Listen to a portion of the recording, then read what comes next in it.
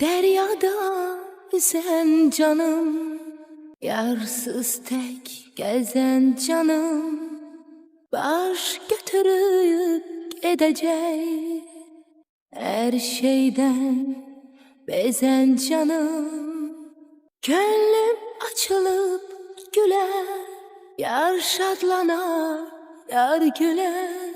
Ara bir ağlayardım, gözyaşımı yar siler.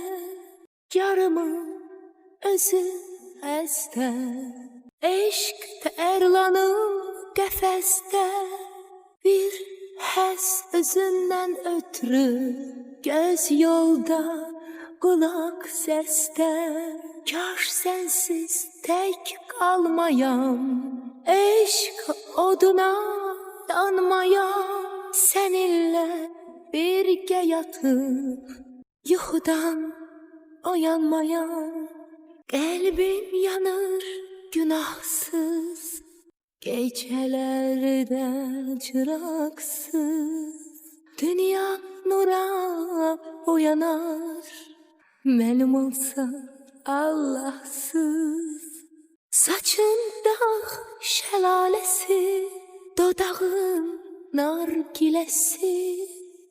Həsrət ilə gözlərəm, yar yanıma gələsin. Yarımın özü xəstə, eşq tərlanım qəfəsdə.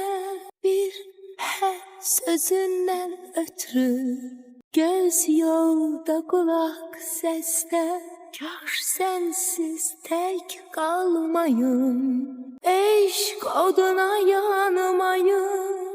Səninlə birgə yatıb, yuxudan oyanmayım.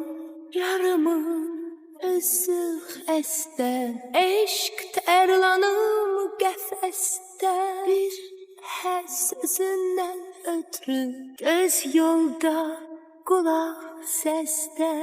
Kaş sənsiz tək qalmayım, eşq oduna yanmayım. Səninlə birgə yatıb, yuxudan oyanmayım.